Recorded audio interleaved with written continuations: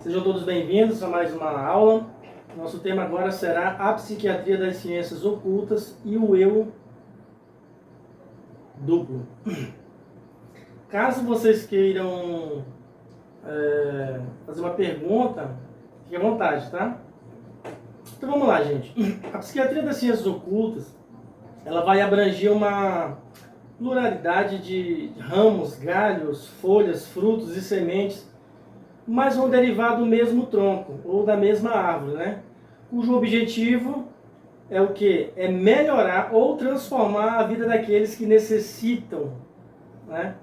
Mas não só necessitam, e que vão em busca do conhecimento, que vão em busca do auxílio, desse saber que por muitos é temido, né? Esse saber das ciências ocultas por muitos é temido e mal compreendido.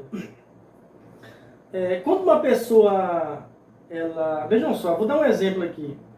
Quando uma pessoa está doente, para ela melhorar, ela precisa ir até o médico. Ela precisa ir a um posto de saúde, ela precisa de uma UPA, ela precisa de um pronto-socorro, ou seja, ela precisa buscar ajuda profissional, ela precisa buscar ajuda médica. E não só buscar ajuda, veja como uma coisa mais séria, gente. A pessoa não só deve buscar ajuda, ela deve aceitar essa ajuda, aceitar o tratamento que a ela foi oferecido. Caso contrário, não vai receber o auxílio. Assim também é na psiquiatria das ciências ocultas. Ou seja, você só poderá se beneficiar se a ajuda procurar. Então, se você procurar ajuda e se permitir, vai acontecer. Então, nesse sentido, o que seria a psiquiatria? A psiquiatria é uma das especialidades da medicina responsável pelo quê? Pelo diagnóstico e tratamento de transtornos mentais, bem como comportamento.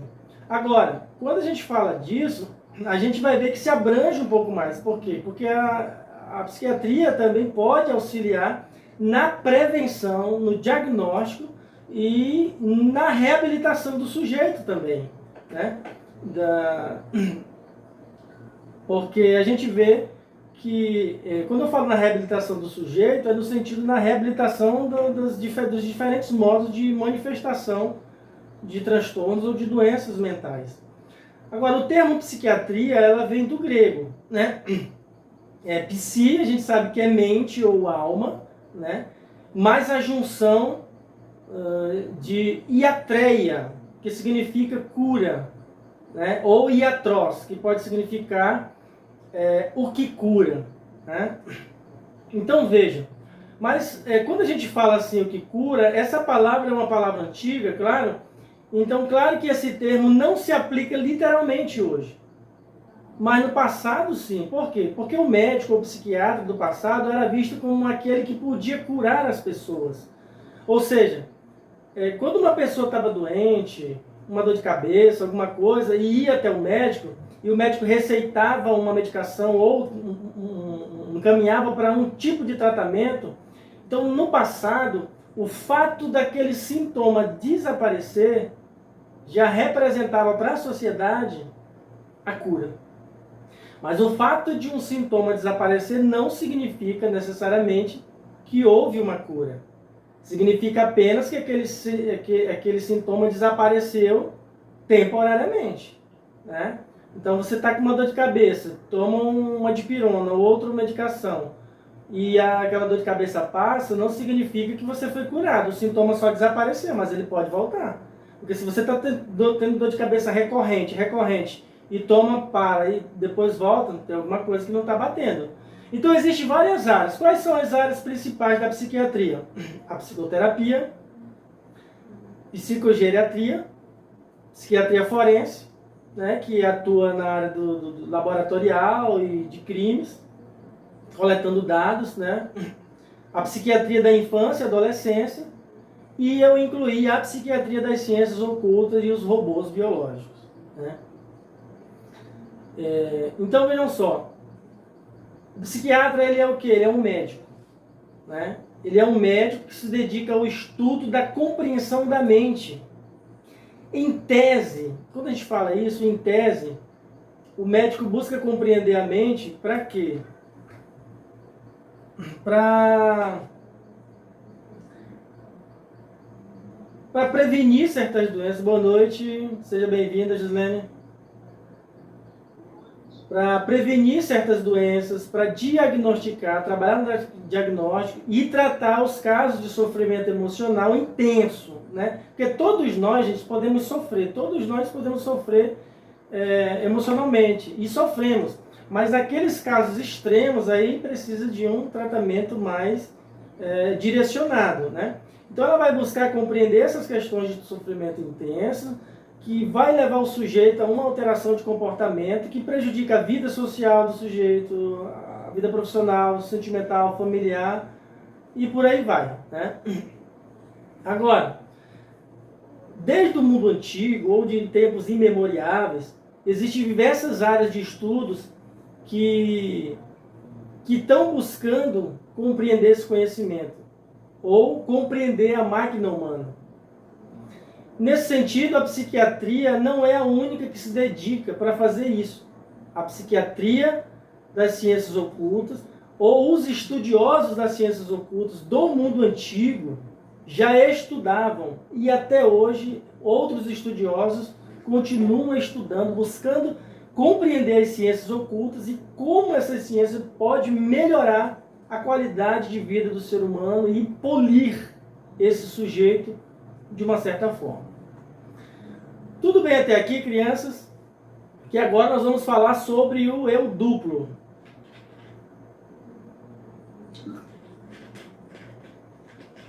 Veja, do ponto de vista da mitologia iorubá,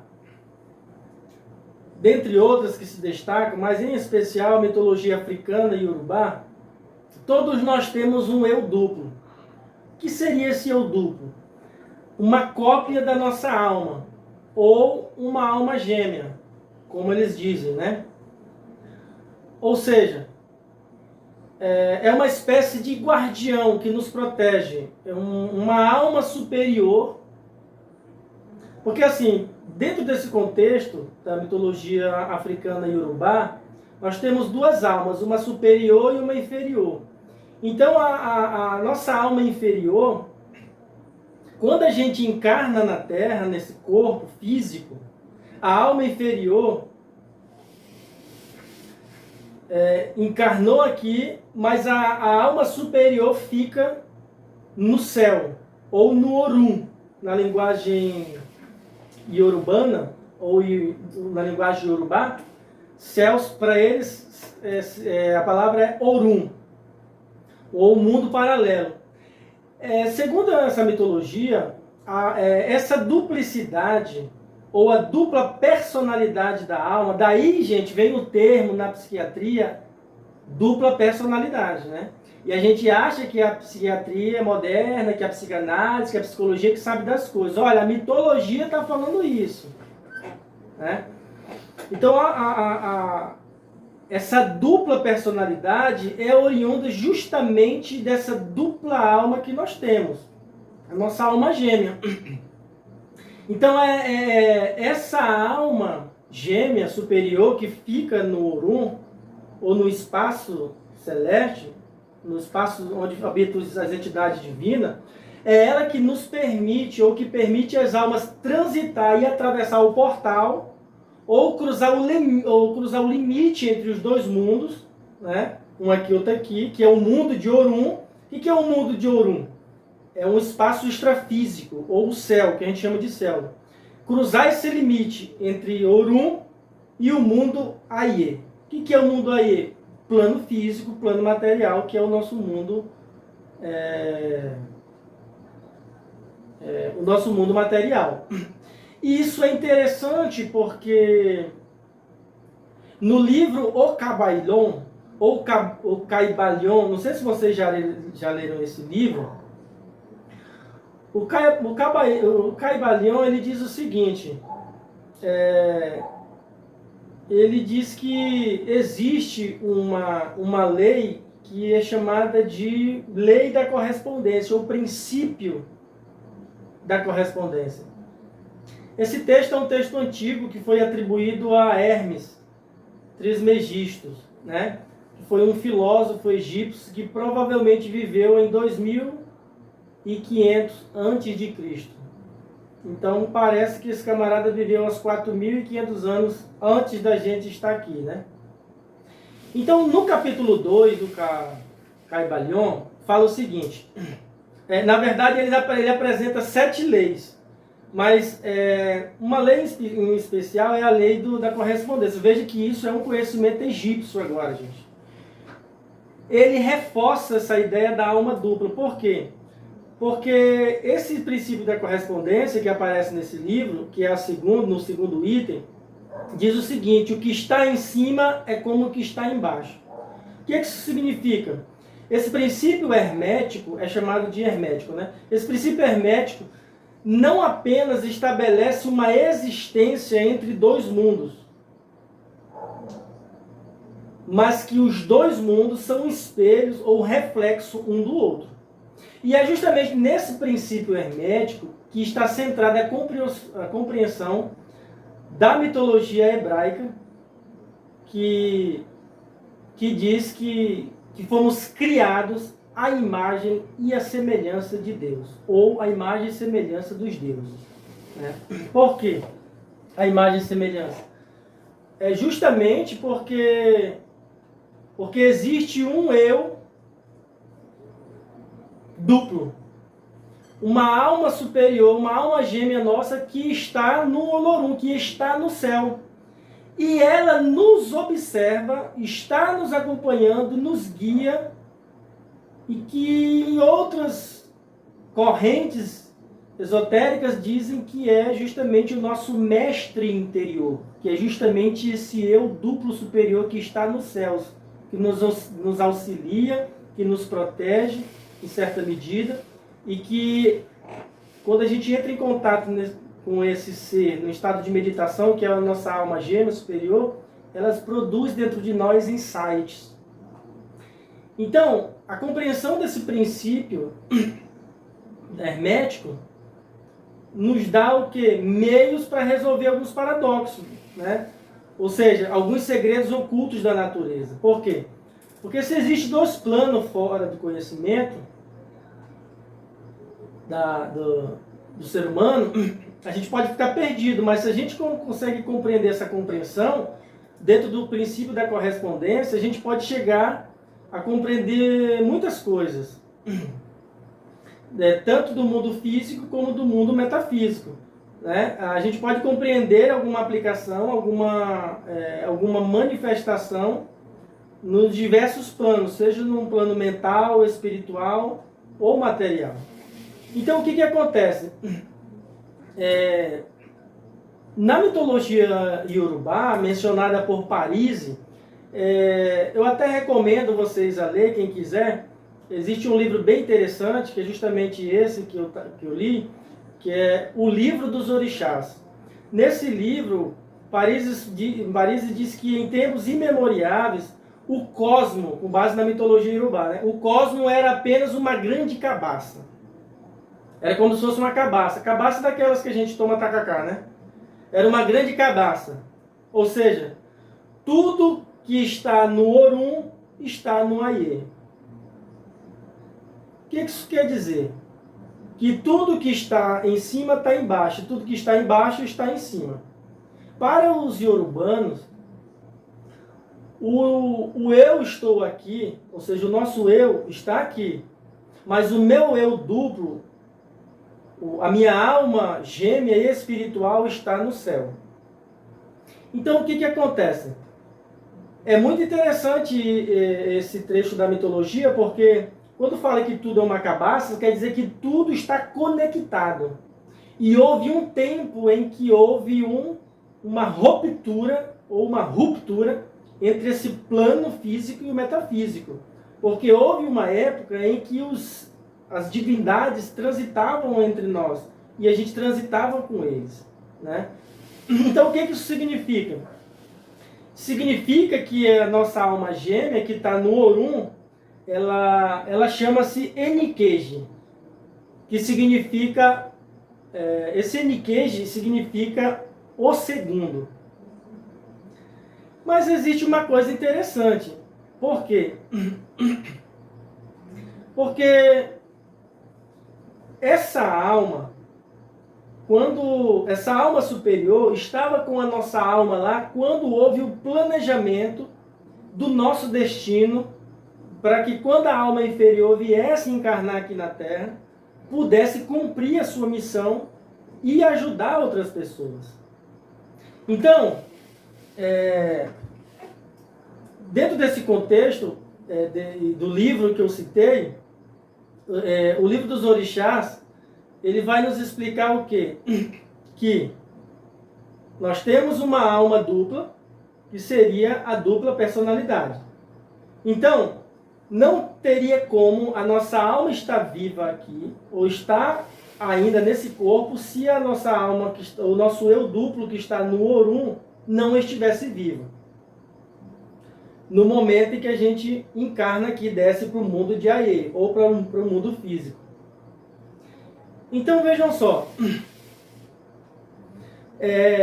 quando a gente vai descer, a gente, segundo a mitologia, a gente vai na casa de Ajala, que é um oleiro espiritual, que recebe a responsabilidade de mudar ou modelar, né, o Ori. O que é o Ori? A nossa cabeça.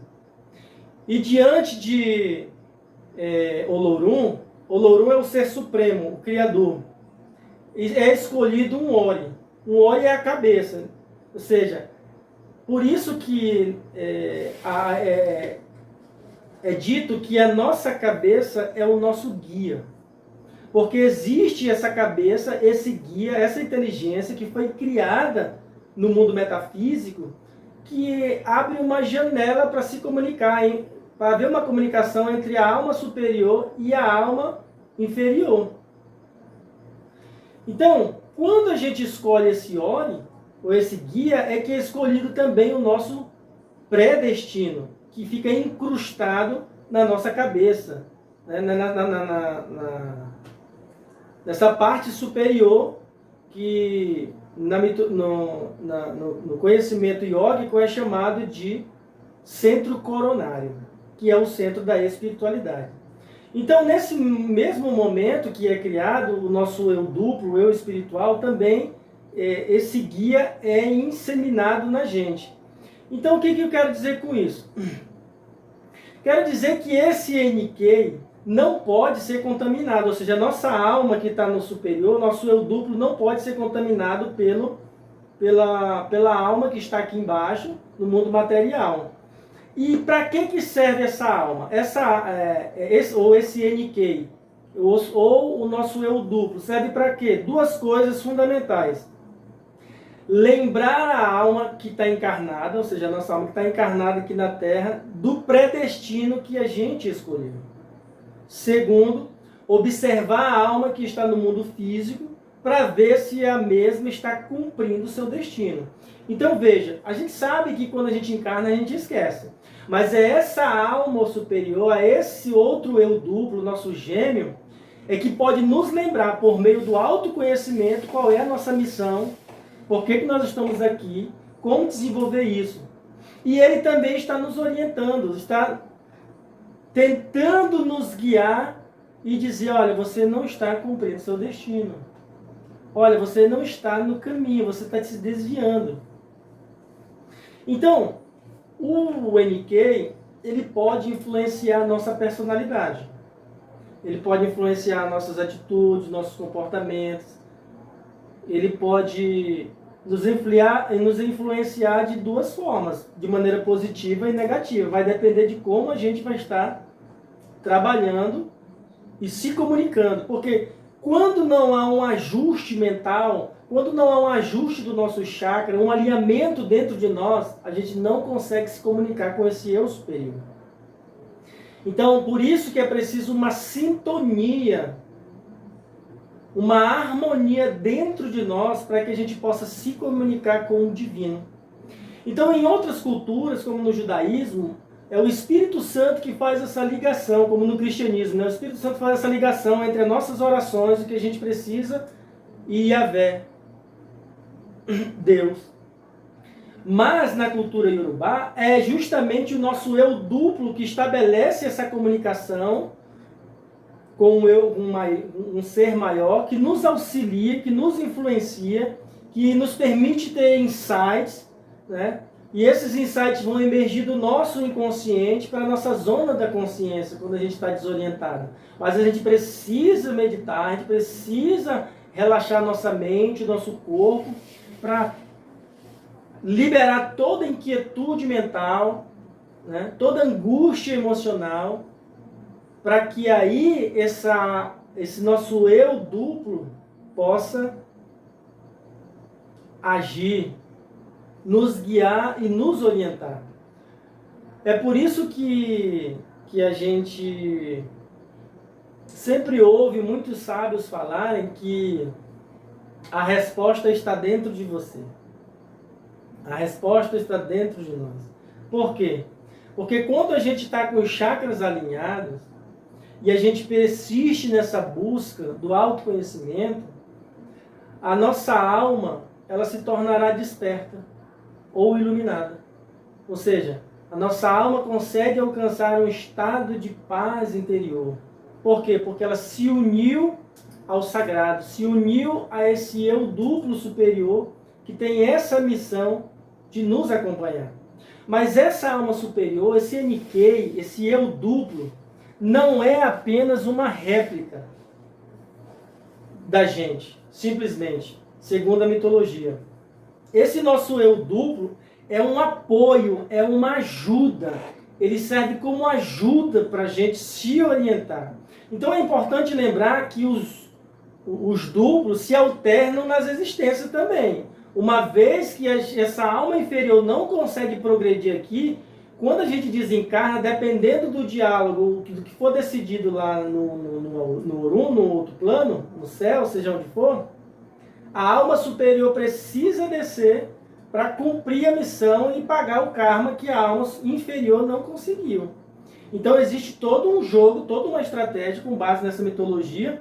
Quando os gêmeos se encontram, eles vão fazer um balanço do que aconteceu aqui na Terra, na existência, né? Quando você estava aqui, o que aconteceu, e para ver o porquê que você não conseguiu, quais foram as distrações, quais foram as tentações, que tipo de energia você estava se conectando para ser atraído. A gente até conversou sobre isso, que nós desejamos algumas coisas porque nós somos atraídos dentro da faixa vibracional que a gente está. Então, se eu estou numa faixa vibracional negativa, pesada, densa, de sofrimento, de traumas que eu passei, eu vou atrair um homem problemático, eu vou atrair uma mulher problemática, eu vou atrair uma amizade problemática, eu vou atrair pessoas também que estão na mesma faixa vibracional.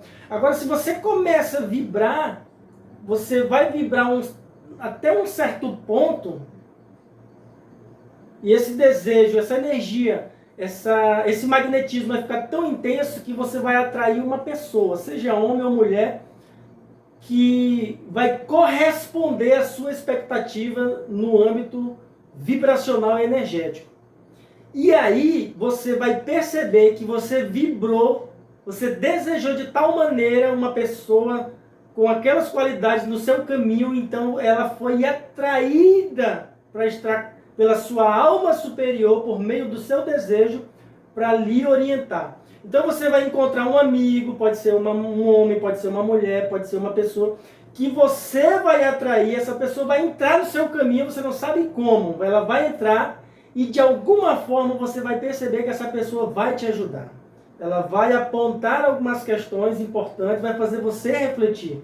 Mas caberá você ter a sensibilidade de perceber isso, que essa pessoa entrou no seu caminho de forma positiva para te auxiliar, não para te ajudar. Veja, auxiliar é diferente. Então essa pessoa vai apontar o caminho, mas as maiores respostas, tudo que você vai poder fazer está dentro de você. Então esse NK é que vai te ajudar por meio de outras entidades, como os Exus, pombagiras e etc., né, numa linguagem africana, do candomblé. E se for numa linguagem católica, judaico-cristã, pode ser anjos, enfim, entidades ou espírito encarnado ou desencarnado. Mas assim, eu acho muito interessante essa forma de pensar, né, do povo iorubá, porque esse eu duplo é uma coisa que faz sentido. Só que quando você chega na psiquiatria com um eu duplo, com um comportamento diferente, você é enquadrado como uma pessoa que está no processo de dissociação da realidade. Porque para a psiquiatria convencional, você não pode ter dois eu aqui dentro. Não pode existir duas pessoas conversando aqui dentro, só tem um. Então, aí vai ser interpretado da seguinte forma: ou você está num estado dissociativo da realidade, tem que ser contido, internado, né? Fazer uso de medicação, ou, por outro lado, para os mais radicais, você está possuído por alguns espíritos, tem que ser exorcizado. Mas a mitologia iorubá vem nos oportunizar um outro aprendizado, que não, você não está esquizofrênico, dissociando e nem está possuído. É o seu outro eu, é o seu eu duplo que está se comunicando com você. E esse eu duplo é que se comunica que se comunica com você, se comunica com os seus guardiões, cabeça, para que você continue avançando e tendo os insights. Mas sem esse guia, sem esse eu superior, você não consegue se conectar com as outras entidades. As entidades, já expliquei para vocês, alma desencarnada é entidade, é espírito, né? Mas entidades são seres superiores. Então, esse seu óleo, essa sua cabeça, a nossa cabeça veio projetado para ter esses insights, essa abertura. Mas o seu Exu, o seu guardião, a sua pombagira, o seu Ogum, o seu anjo, guardião, seja qual for o nome, não importa, ele não pode te auxiliar se você não se conectar com o seu eu duplo, porque é ele que permite, que abre a passagem, o portal entre o plano físico e o plano metafísico. E por que é ele que faz isso? Porque no candomblé e na mitologia africana, é justamente o seu duplo com os Exus que tem essa autorização para ficar transitando entre o céu e a terra. Mas até os Exus de cabeça, guardião, não pode atuar se você, para o bem, se você não se comunicar. E se você não se comunicar e o seu guardião de cabeça for um Exu, ele vai te disciplinar. Ele não vai te maltratar, porque ele é justo, mas ele, como tem uma energia pesada e tem um senso de justiça rígido, ele pode te disciplinar de uma tal forma que você pode achar que está sendo abandonado por Deus, mas não é, só para justamente o contrário.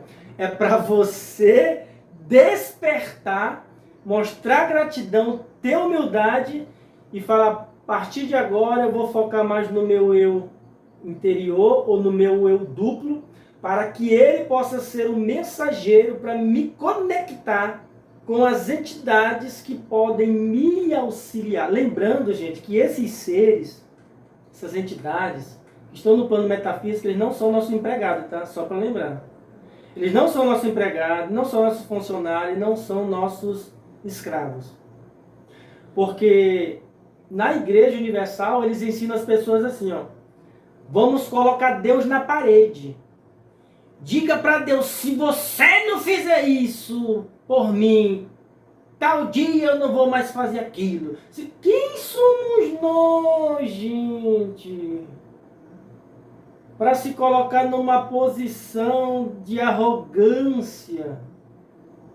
Veja que muitas pessoas, mesmo numa condição inferior, numa condição de que precisa de socorro, ela ainda se alvora na arrogância de querer chantagear uma entidade. Isso nunca vai dar certo. Porque a nossa relação com a entidade ou com as entidades, seja de qual ordem for, de alta, baixa vibração, do plano astral, do limbo, do umbral, seja qual for a entidade, tem que ser uma relação de respeito e compaixão. Por exemplo, no cristianismo, a gente olha para Deus e demônio. Deus é aquele que está em cima, é o bom, o diabo é aquele que está, o demônio é o que está embaixo, é o ruim.